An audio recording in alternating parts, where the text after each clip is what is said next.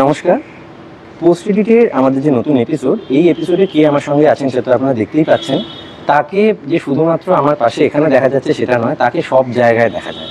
তাকে সিনেমার পর্দায় দেখা যায়, তাকে নাটকের মঞ্চে দেখা যায়, সব জায়গায় দেখা যায়। আর এখন আজকের যে এপিসোডটা, তার একটা স্পেশাল কারণ রয়েছে। কারণ আমার একদম প্রচণ্ডভাবে মনে হয়েছে যে রিসেন্টলি আমরা বাংলা হিন্দি অনেক ক্ষেত্রে ছবির ক্ষেত্রে একটা কথা বলি, স্লিপার হিট।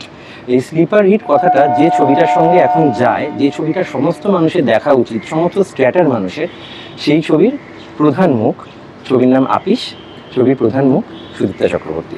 সুদীপ্তা দি, তোমাকে যেটা অবশ্যই দেখা উচিত। কত বড় একটা ইন্ট্রোডাকশন দিলে বাবা।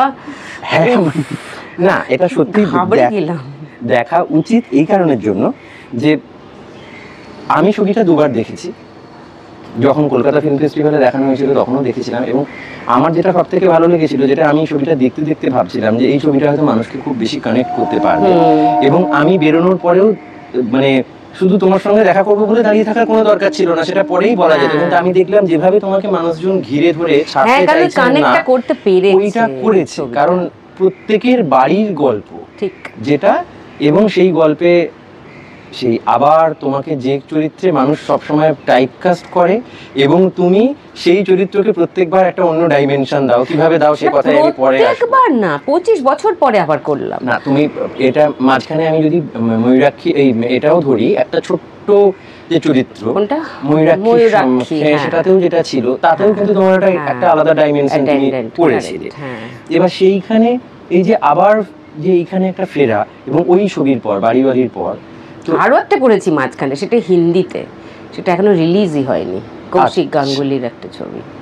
ওই এটা ওই মনোহর পান্ডে, সুরিন্দর। হ্যাঁ, তো এই যে ডাইমেনশন দিতে দিতে তুমি তো একটা অপরিহার্য অঙ্গ হয়ে উঠেছো যে কোনো ছবির, যেখানে তুমি থাকো।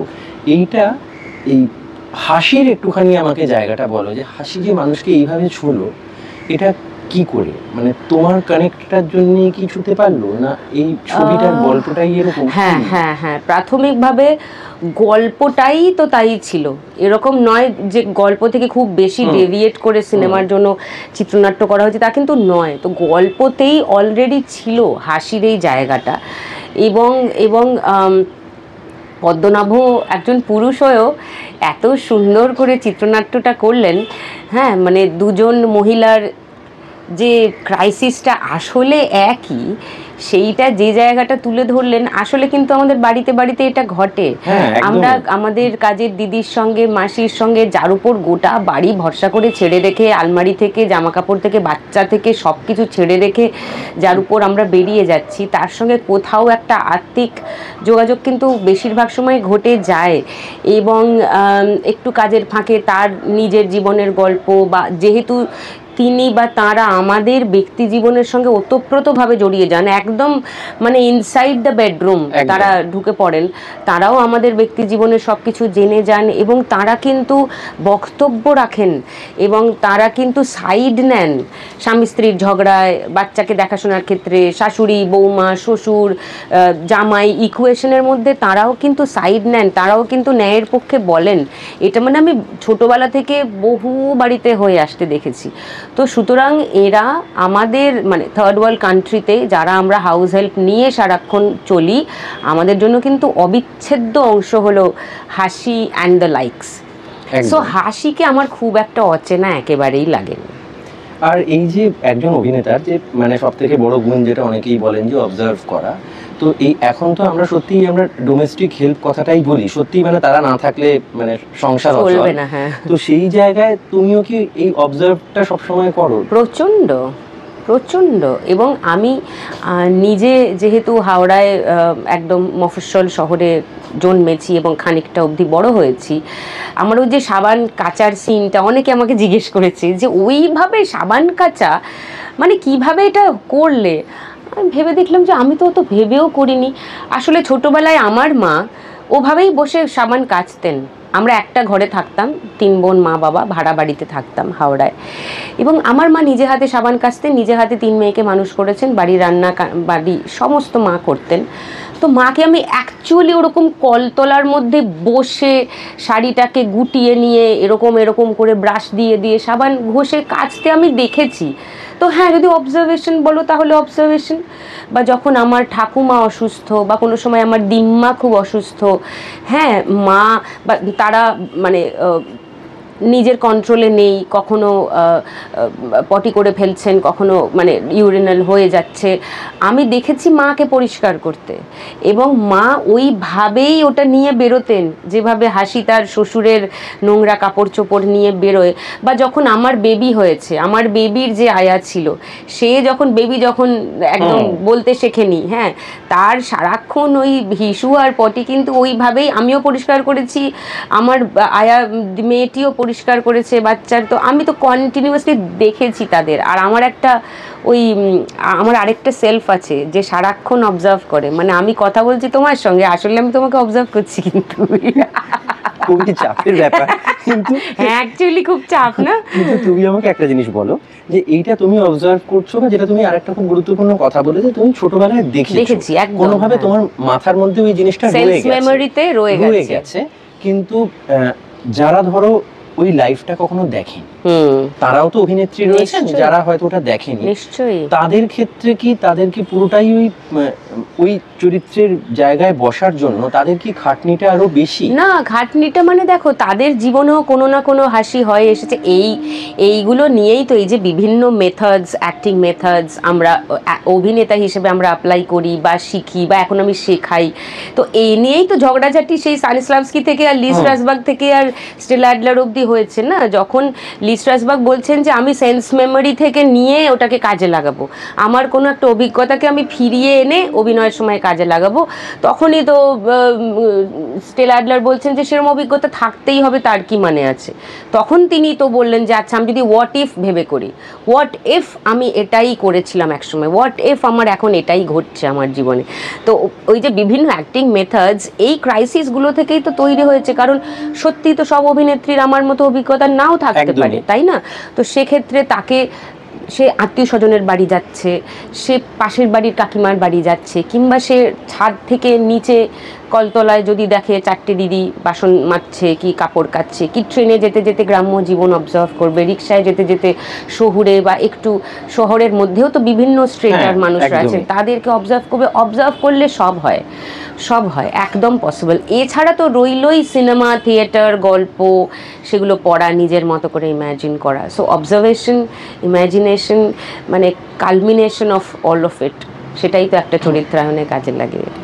আর একটা জিনিস দেখো, যে আমরা তো এখন আমাদের সোসাইটিতে যেটা উচিত ছিল যে পুরুষ নারী হাত ধরাধরি করে চলবে, কিন্তু এখন বিভিন্ন ঘটনা পরস্পরকে আমরা একে অপরের বিরুদ্ধে মানে দাগিয়ে দেওয়ার মতো ঘটছে।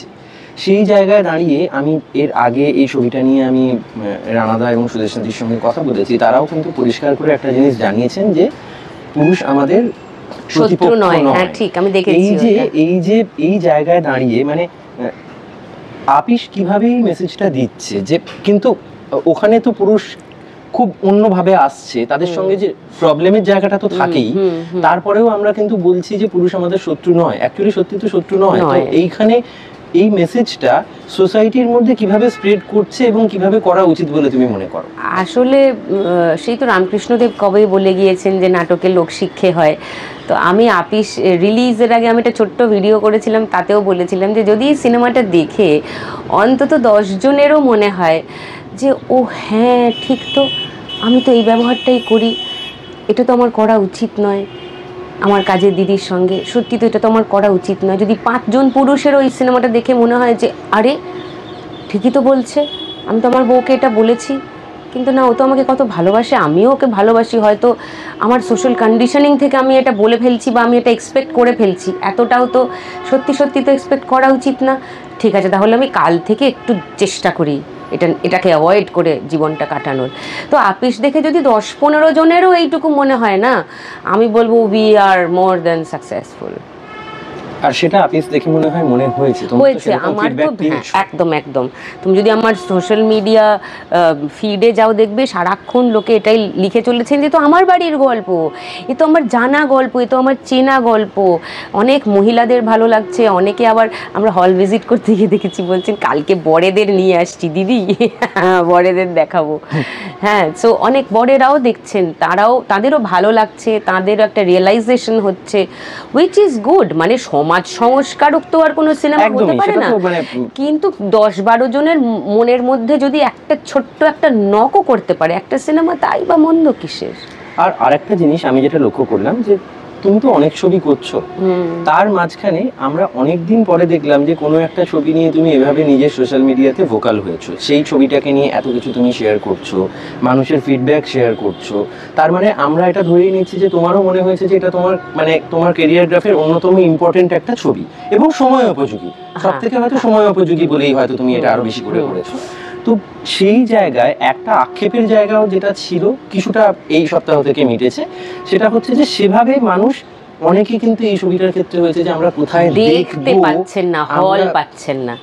দেখো এই যে আমার যে এত সোশ্যাল মিডিয়া পোস্টিং এর কথা বলছো, তার কয়েকটা কারণ আছে বলে দিই। এক হলো যে এই ছবিটা তো ছোট বাজেটের একটা ছবি, এবং মানে প্রমোশন হলেও খুব অ্যাগ্রেসিভ প্রমোশনটা হয়নি।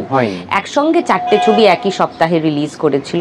তো এবারে দর্শকের তো হাতে একটাই করে উইকেন্ড থাকে, এবার শনি রবিবার দুদিনই যে সিনেমা দেখবে সেটা তো হতে পারে না সাংসারিক জীবন ফেলে। এবার তখন তো তুমি প্রায়োরিটাইজ করবে, আগে এই সিনেমাটা দেখে নেব, এইটা নিয়ে অনেক কথা হচ্ছে, এইটা আগে দেখবো, বুঝতে পেরেছো?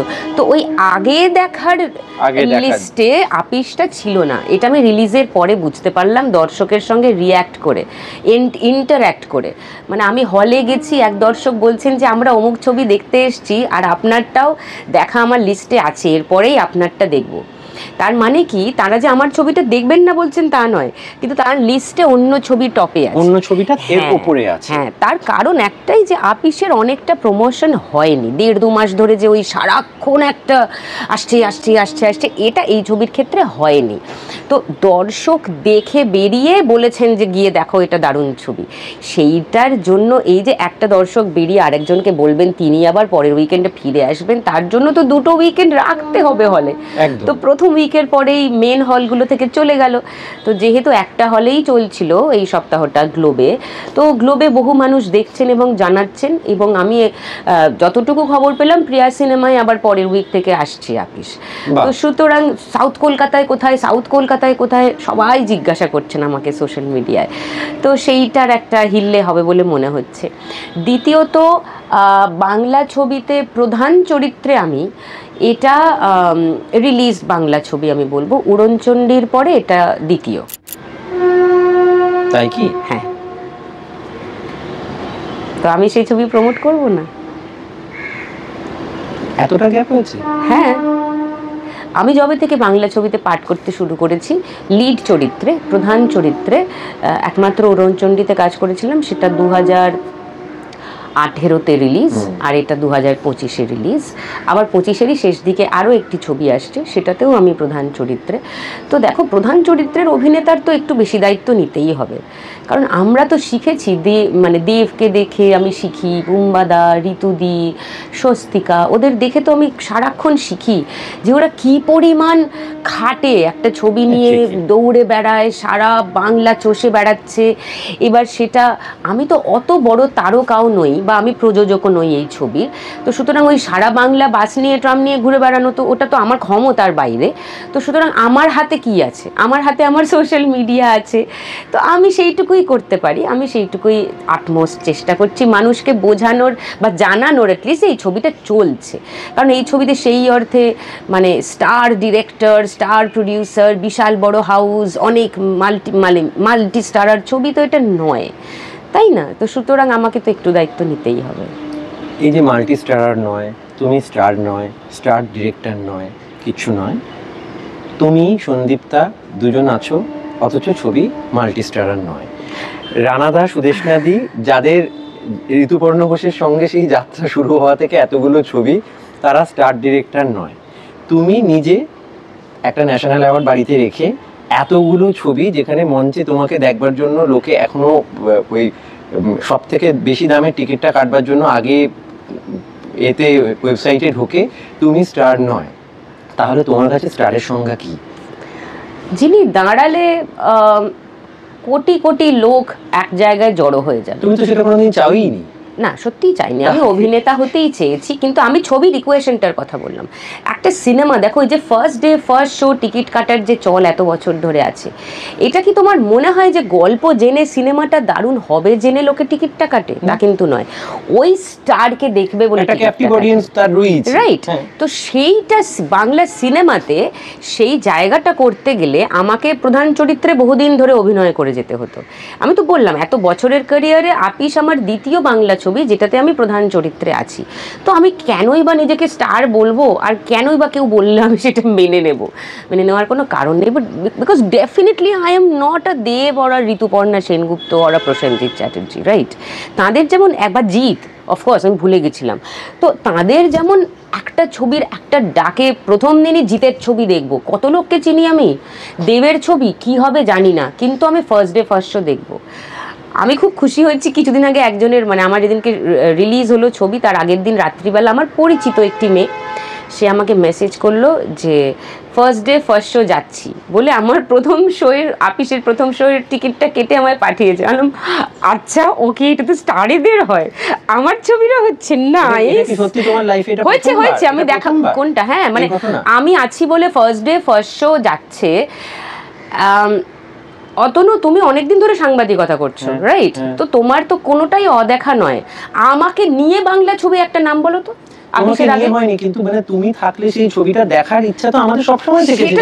কিন্তু তুমি সারা পশ্চিমবঙ্গের ক্রাউডকে রিপ্রেজেন্ট করছো না, প্লিজ। মানে আমার সত্যিটা মেনে নিতে কোনোদিনই কোনো অসুবিধা নেই। নিশ্চয়ই একটা সেকশন অফ মানুষ আছেন যারা আমার অভিনয় পছন্দ করেন, আমি এই ছবিতে আছি শুনলে যান ও সুদীপ্তা আছে, তাহলে এটা নিশ্চয়ই ভালো কিছু হবে। এটার আবার একটা দায় এবং দায়িত্ব আছে, সেটা আমি চেষ্টা করি সে কারণে ঝেড়ে বেছে ছবি করার, যাতে এমন কিছু না করে ফেলি যে লোকের সেই বিশ্বাসটা নষ্ট হয়ে যায়। But at the same time সুদীপ্তার ছবি কটা বাংলা ছবি হয়েছে তুমি আমায় বলো, হতে পারে আমি ভুল বলছি, তুমি বলো। তাহলে আমিও তো ওটাই বলছি, আমাকে সেই সুযোগটা কোথায় দিয়েছে বাংলা ছবি যে আমি পর পর 10টা ছবি আমাকে নিয়েই তৈরি হলো, তবে গিয়ে তো আমি বলবো যে আমি স্টার হতে পারলাম কি পারলাম না, সেটাই তো হয়নি। আমি সবসময় ভালো চরিত্রে অভিনয় করেছি, আমার একটা মানে একটা সেকশন অফ পিপল, আমার অডিয়েন্স দর্শক আছেন, তারা উনি আছেন তাহলে দেখবো, কিন্তু সেটা ডেফিনেটলি সারা পশ্চিমবঙ্গের সমস্ত বাংলা সিনেমা প্রেমী মানুষদেরকে তারা রিপ্রেজেন্ট করেন না। এই সত্যটা মেনে নিতে কোথায় অসুবিধা? আর একটা যেটা দেখো, তুমি যে তোমার যে ক্যারিয়ারটা, তুমি এত মানুষকে অভিনেতা হিসেবে তৈরি করছো, কি তৈরি করতে পারছি আমি জানি না, আমি চেষ্টা করছি। তো বিনয়, কারণ এই যে প্রথমে একটা দেখো, এটাও স্বীকার করতে কোনো দ্বিধা নেই যে আমাদের এখানে যে একটা কি বলবো অরাজকতা তৈরি হয়েছিল, বিভিন্ন জায়গায় ভুঁইফোড় এক একটা এজেন্সি খুলে এখানে অভিনয় শেখানো হয়, অভিনয় করিয়ে সুযোগ দেওয়া হয়, লোকই চলছে সেই জায়গাটায় তুমি বেনি তোমরা সেই জায়গাটাকে একটা স্ক্র্যাপ করেছো। এখন কিন্তু অনেকে জানে যে মানে এটা সুদীপ্তা চক্রবর্তীর একাডেমি, এইখানটায় কাজ হয়। আমারও অনেক আগে থেকে ও ক্লাস অ্যাক্ট করেছে, তুমি সুদীপ্তা চক্রবর্তী একাডেমি করেছো। এরিক মরিসের শিষ্যা, ও তো এরিক মরিসের কাছ থেকে শিখে এসেছে তার মেথডটা, মানে তার তো মানে সাংঘাতিক একটা অথেন্টিক মেথড অফ অ্যাক্টিং। তো সেটা তো ছিল না বেনির আগে কেউ, মানে আমার ধারণা ভারতবর্ষেই বোধহয় কেউ নেই বেনি ছাড়া। এরিক মরিস মেথড শেখায়, I think this no one else than Benny. তো অথেন্টিসিটির শেষ কথা একদম। তো তার আগে অবধি অথেন্টিক অ্যাক্টিং গুরু সোহাগদি চেষ্টা করেছেন, মানে ওই অপর্ণা সেনের ছবি দিয়ে শুরু করে সোহাগদি একমাত্র গুরু ছিলেন যার কাছে লোকে চোখ বন্ধ করে সিনেমার আগে ওয়ার্কশপ নিতে যেত। তারপরে বেনি এলো, বেনি একটা মেথড, সেই মেথডটা ও শিখেছে, সেটাতে ও মাস্টার করেছে, সেটাই ও শেখায়। আর আমি কিন্তু কোনো আলাদা কোনো মেথড শেখাই না, আমি কিন্তু পুরোটাই আমার হয়ে কি, আমি যেহেতু রোজ অভিনয়টা করি, আমি রোজ গিয়ে মানে ফ্লোরে কাজ করছি, মঞ্চে কাজ করছি, এরকম নয় যে আমি রিটায়ার করে গেছি। তো এই মুহূর্তের দাবি কি, এই মুহূর্তের অভিনেতার থেকে, একজন নতুন অভিনেতার থেকে প্রোডাকশনের চাহিদা কি, পরিচালকের চাহিদা কি, বা একজন কাস্টিং ডিরেক্টরের চাহিদা কি, এগুলো আমি একদম স্পষ্ট চোখের সামনে দেখতে পাই। তো যে কারণে আমার কারিকুলাম কিন্তু রেগুলার আপডেটেড হয়, মানে 3 বছর আগে আমি যেগুলো শেখাতাম এখন আর সেগুলো শেখাই না, আরও আপডেশন করেছি, হয়তো আগামী 3 বছরে আরও আপডেশন করব। মানে আমি সময়ের সঙ্গে সঙ্গে পাল্টাচ্ছি, কোনো একটা কিছু নিয়ে কিন্তু আমি শুধু সেটাই শেখাই তা কিন্তু নয়, এবং পুরোটাই কিন্তু মানে অনেকে আছে না, দেখি কি শেখায়, টাইম পাস, সে কিন্তু পারবে না কিছু করতে আমার এখানে। যে একদম সিনসিয়ারলি অভিনেতা হতে চাইছে, পেশাদার অভিনেতা, প্রফেশনাল অ্যাক্টর, তার ট্রেনিংটাই আমার কাছে ঠিকঠাক হবে। আর যেটা তুমি বলছো যে তুমি যেটা ওই রেগুলার যেটা আপডেট হচ্ছে ইন্ডাস্ট্রি যেভাবে তুমি দেখছো, তুমি সেই জিনিসটা লোককে তৈরি করে দিতে চাইছো যাতে তাদের কাজ পেতে অসুবিধা না হয়। ইন্ডাস্ট্রিকেও তো তুমি তো এতদিন দেখলে, তুমি আমি যদি তোমায় খুব বেশি দিন নয়, যখন থেকে তুমি মানে শেখাতে শুরু করলে সেই সময় থেকে ইন্ডাস্ট্রিকে কতটা বদলাতে দেখলে? বদলাতে আমি বলবো পারফরমেন্সের উপর জোর দেওয়া শুরু হয়েছে, অভিনেতাদের নিয়ে কাজ করা শুরু হয়েছে, এবং যেহেতু বাজেটের কনস্ট্রেন্টের জন্য পরিচালকরা আজকাল আর শুটিং ফ্লোরে অত সময় পান না একজন নতুন অভিনেতাকে যে না শিখিয়ে পড়িয়ে করিয়ে নেবেন, সেই সুযোগটা যেহেতু পরিচালকদের কাছে অতটা নেই, তারা আজকাল পাঠাচ্ছেন নতুন অভিনেতাকে ওয়ার্কশপের জন্য, প্রযোজক পাঠাচ্ছেন, পরিচালক পাঠাচ্ছেন, টেলিভিশন চ্যানেল থেকে পাঠাচ্ছে, বুঝতে পারছো, ওটিটি প্ল্যাটফর্ম থেকে পাঠাচ্ছে যে একে তৈরি করে দাও, এই হলো প্রজেক্ট, এই হলো চরিত্র, একে তৈরি করে দাও। 15 দিন কি 1 মাস সময় আছে শুটিংয়ের আগে। এখন আমি একটি মেয়ের ওয়ার্কশপ করাচ্ছি, তার শুটিং শুরু 3 মাস পরে, একদম নতুন মেয়ে, সে কোনোদিন অভিনয় করেনি, কিন্তু বড় একটা ছবিতে লঞ্চ হচ্ছে। তো সুতরাং এই যে পরিচালক প্রযোজকরা বুঝতে পারছেন এর এর যৌক্তিকতাটা, এর উপকারিতাটা, এটা তো অনেক বড় একটা বদল, আই মাস্ট অ্যাডমিট দিস। আর তোমাকে আরেকটা কথা আমি জিজ্ঞাসা করবো, তুমি সেটার উত্তর নাই দিতে পারো, এটা তোমার হাতে। সেটা হচ্ছে যে এই যে লোকে তোমাকে এটাও জিজ্ঞাসা করেছে যে নন্দনে কোন শোতে আপিস চলছে না, তো এইবারে নন্দনে চলছে না, এবং মানে আমি এই আপডেট দিতে দিতে আমি নিজে ক্লান্ত। আমি তো প্রত্যেকবার নন্দনের আপডেটটা দিই যে কবে কোন শো চলছে। এই যে নন্দনে চলছে না, এবং এই ছবিটা যে স্ট্র্যাটার জন্য কানেক্ট করা হয়েছিল, তোমার কি মনে হয় যে যদি এই ছবিটা নন্দনে চলতো যেভাবে মানে আমরা ভেবেছিলাম চলবে, কারণ যেহেতু ফেস্টিভ্যালে, সেক্ষেত্রে কি আরো বেশি নিশ্চয়ই হতো গো। কলকাতা ইন্টারন্যাশনাল ফিল্ম ফেস্টিভ্যালে বেঙ্গলি প্যানোরামায় সিলেক্টেড ছিল ছবিটা, রাইট? তো এমনিতেই তো নন্দনে এটা শো পাবার কথা, কেন পেলো না জানি না, কিন্তু নন্দন হলে খুব ভালো হতো, মানে বহু মানুষ দেখতে পারতেন ছবিটা। কারণ নন্দনের লোকেশনটা দেখো, সেন্ট্রালি লোকেটেড, অত বড় একটা স্ক্রিন, কি ভালো লাগে দেখতে, সাউন্ড ভালো, এবং টিকিটের দাম কম, এবং কোনো ইন্টারভেল নেই, এবং 500 টাকার পপকর্নের খাবার চাপ নেই। মানুষের তো খিদে পাবে, কিন্তু আশেপাশে ছোটোখাটো চপ, মুড়ি, তেলে ভাজা, কি মানে ঘটি গরম চানাচুর দিয়ে ব্যাপারটা, একটা হরিদার চায়ের দোকান, একটা 10 টাকার 5 টাকার 7 টাকার লেবু চাতে হয়ে যাচ্ছে। হ্যাঁ, ওই 150 টাকা দিয়ে জঘন্য কফিগুলো খেতে হচ্ছে না। তো এই এতগুলো সুবিধার জন্যই তো বাংলা ছবি, বিশেষ করে সেই বাংলা ছবি যেটা কিনা ওই আবার বলবো যে সুপারস্টার ড্রিভেন নয়। আমার পছন্দের সুপারস্টারের ছবি তুমি যেখানে দাও, যত টাকা খরচা হোক, দিনের যে কোনো সময় হোক, মাঝরাতে হোক, আমি চলে যাব ওটা দেখতে। যেহেতু আপিস সেই ক্যাটাগরির সিনেমা নয়, তো সেটা নন্দন হলে খুবই উপকার হতো, কিন্তু হলো না, এখনো তো দেয়নি, 3rd উইক রানিং। তোমরা কি আরেকবার মানে অ্যাপ্রোচ করছো? যাতে আমি কে অ্যাপ্রোচ করার, আমি অভিনয় করেছি, আমি তো আর কোনোভাবে যুক্ত নই। আমি পরিচালক না, আমি প্রযোজক না, আমি ডিস্ট্রিবিউটর নয়, আমি এক্সিবিটর নয়, আমার কোনো ক্ষমতাই নেই।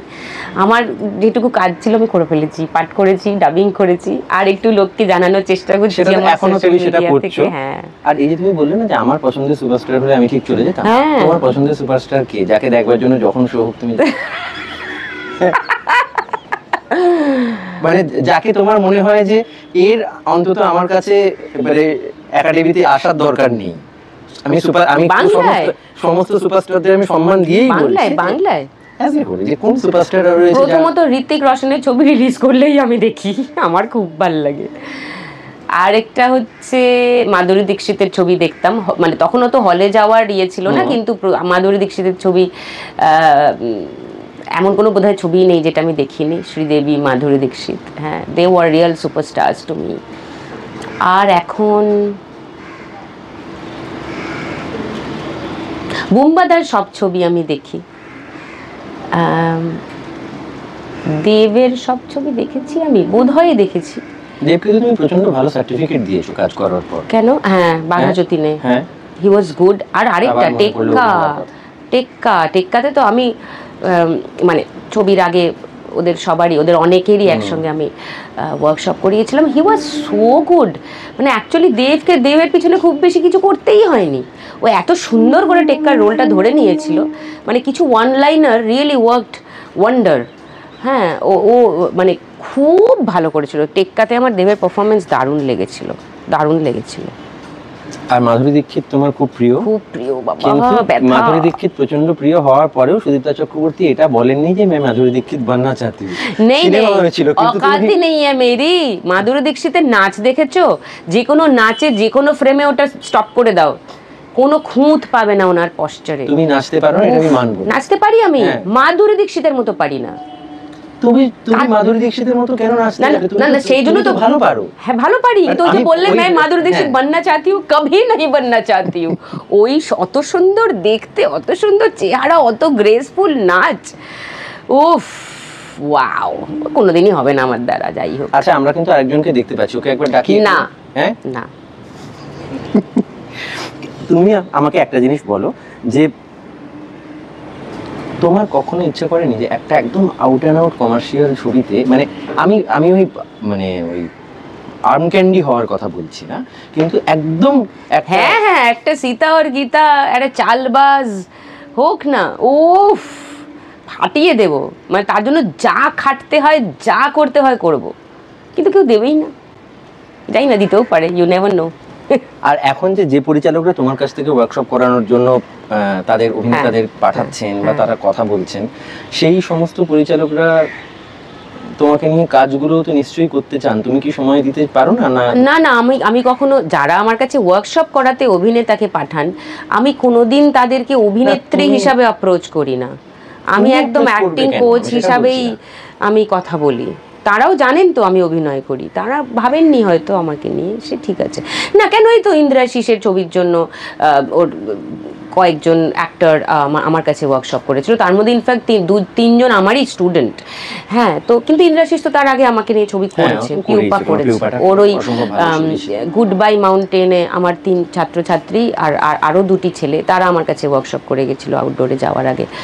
তো এরকম আরও অনেক যেসব পরিচালকরা পাঠান, তাদের সবার সঙ্গে আমার কাজ করা হয়ে ওঠেনি, যাই না। হ্যাঁ, যেমন রাজা চন্দ ওর ছবির জন্য অভিনেতাদের পাঠিয়েছিলেন, আবার রাজা আমাকে নিয়েও তো কাজ করেছে, একাধিক ছবি করেছে, একটা তো এখনো রিলিজই হয়নি, হালুমটা, সেটাও খুব সুন্দর ছবি।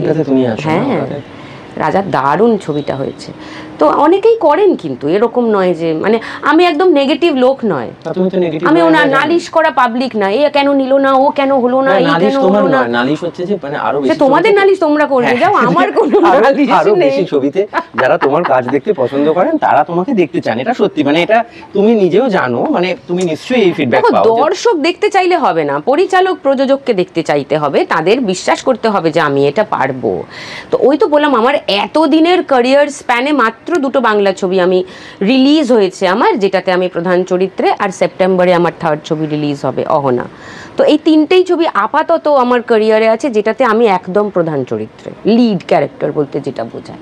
এবার একজন অভিনেতা, তুমি জিজ্ঞেস করে দেখো যে কোনো ইন্টারভিউতে, আপনার পছন্দের অভিনেতা বলুন, কাদের নাম মাথায় আসবে? যারা সেন্ট্রাল রোলে অভিনয় করেছে, তাদের নামই প্রথমে মাথায় আসে। এটা একটু সাইকোলজি, ঠিক আছে? তো আমি তো একটা সিনের চরিত্রেও অভিনয় করেছি, একাধিক সিনেমায়, 2টো সিনের চরিত্র, 5টা সিনের চরিত্র, কোনোটাতেই আমার মানে করবো না এমনটা মনে হয়নি। কিন্তু এই যে তুমি পজিশনিংয়ের কথা বলছো, এই পজিশনিংটা যদি আমাকে পেতে হয়, তাহলে সেন্ট্রাল রোল করা ছাড়া কিন্তু এই পজিশনিংটা পাওয়া সম্ভব নয়। তুমি সাংবাদিক, তুমি আমার থেকে ভালো জানো, বেকার আমাকে এইসব না। আমি তোমাকে একটা কারণেই করছি, যে সত্যি যদি তোমাকে আউট অ্যান্ড আউট একটা কমার্শিয়াল ছবি অফার করা হয়, হ্যাঁ করবো, একদম করবো। আমার খুব ভাল লাগে, আমি কমার্শিয়াল ছবি বেশি দেখি, ফাটিয়ে নাচবো, মারামারি করব, প্রচুর ট্রেনিং নেব, ফিজিক্যাল ট্রেনিং, ওই ধুম দা ওয়াও, আমার খুব ভাল লাগে। শোনো, আমি পাগলু হোক বা আমার কি জানো ওটা বিট্টুর ছবিটা প্রেম আমার, হ্যাঁ, তারপরে মানে এই সমস্ত ছবি আমি হলে গিয়ে টিকিট কেটে দেখেছি, আমার খুব ভাল লাগে কমার্শিয়াল ছবি দেখতে। কিন্তু কখনো জানা থাকলো, কারণ অনেকে, এটা তুমি কি জানো, অনেকে আমাকে আতেল অ্যাপ্রোচ করে না যে অভিনেত্রী মনে করবেন না এটা, কিন্তু কি করতে দিচ্ছে। আমার ক্যারিয়ারের শুরুর দিকে এরকম অফার এসছে, বুম্বার বোন, ওকে তারপর কি আর বলতে পারছে না, অমুকের বন্ধু বান্ধবী, আচ্ছা তারপর কি, তারপর আর নেই। বান্ধবী পেছনে দাঁড়ায়, আসে দাঁড়ায়, বই নিয়ে কলেজে যায়, হেঁটে বাড়ি চলে যায়, তার আর গোটা সিনেমায় কিছু করার নেই। তো আমি সেই রোলটা কেন করব? আমি করলাম তো রাজার হার মানাহারে, আমি একটা দারুণ চরিত্রে অভিনয় করলাম। হ্যাঁ, তো আমার ভাল লাগে ছবিগুলো করতে। এইটা কি লোককে বেশি করে জানাতে হবে, কারণ অনেকেই তোমাকে ওইটা, আমি ফুল অন কমার্শিয়াল ছবি, না না এলিট নয়, আমি পুরো পাতি, আমি কমার্শিয়াল। আমার কমার্শিয়াল ছবি দেখতে ভাল লাগে, আমার কমার্শিয়াল ছবির জন্য অ্যাক্টরদের তৈরি করতে ভাল লাগে, আমার কমার্শিয়াল ছবিতে পাঠ করতে ভাল লাগে, কিন্তু কেউ নেয় না আমাকে। আর একটা লাস্ট একদম শেষে এসে একটা কথা তোমাকে জিজ্ঞাসা করবো, যে জন্য আমার আজকে আসা, যে আপিস আমার মনে হয়েছে লোকের বেশি করে দেখা উচিত। তোমাকে যদি বলি যে আপিস কেন দেখতে যাবেন, এখন তো মানুষ সবকিছু করবার দেখতে যাওয়ার সময় একটা ফর্দ করেও যান। হ্যাঁ, আপিস দেখবে যে তার, যদি তুমি তোমাকে জিজ্ঞেস করি দর্শক হিসেবে, আপিস থেকে একজন মানুষের কেন মাস্ট ওয়াচ আপিস, কেন, মানে 5টা টেকঅ্যাওয়ে কি হতে পারে? প্রথম টেকঅ্যাওয়ে হলো কোনো বাড়াবাড়ি ছাড়া একটা দারুণ নিটোল গল্প আছে। দ্বিতীয় টেকঅ্যাওয়ে হলো খুব সিম্পল স্টোরি, অথচ মানে কোনো খুব প্রিচি ওয়েতে কিছু শেখানোর জন্য কিছু বলা নেই, কিন্তু আপনি অনেক কিছু আপনার মাথার ভিতর ঘুরবে ওটা দেখে আসার পর। 3 হলো একটা ফিল গুড ফ্যাক্টরে শেষ হচ্ছে ছবিটা, যেটা কিনা আপনাকে হাসিয়ে দেবে অথবা কাঁদিয়েও দেবে, মানে কাঁদতে কাঁদতে হেসে ফেলতে পারেন। 4 হলো খুব ভালো কিছু অ্যাক্টিং পারফরমেন্স আছে যেটা আপনার ভালো লাগবে। আর 5 হলো থ্রিলার, হরর, খুন, রহস্য, মারামারি, গোলাগুলি এসব ছাড়াও একটা ভালো বাংলা সিনেমা হয়েছে, এটা দেখার জন্য যেতে পারেন। আর 6 নম্বর হলো, যেখানেই সুদীপ্তা চক্রবর্তী থাকেন এই ছবিতে হাসি, তিনি ওখানে সম্পূর্ণ একজন অ্যাক্টিং ইনস্টিটিউট হিসেবেই উপস্থিত হন। সেইটা এই ছাদে উনি অভিনয় শেখান, ওইটার জন্য এই ছাদে আসার দরকার পড়বে না, হলে গেলে দেখতে পাবেন যে ইনস্টিটিউট কিরকম হয়। এটা কোনো বিনয়ের থেকে আসছে না, এমনি, এটা তুমিও জানো। তো আপাতত তাহলে এই এপিসোড আমরা এখানেই শেষ করলাম। আর আপনারা কিন্তু আপিস দেখতে ভুলবেন না। আর শুনেই নিয়েছেন যে পরের সপ্তাহ থেকে সম্ভবত প্রিয়া সিনেমা হলেও আপিস চলে আসছে, তাই আপনারা অবশ্যই আপিস দেখুন। আমি নিজে দেখেছি, সেই জন্য ভরসা করে বলছি, খুব ভালো ছবি, এটা মিস করবেন না। Thank you so much, thank you.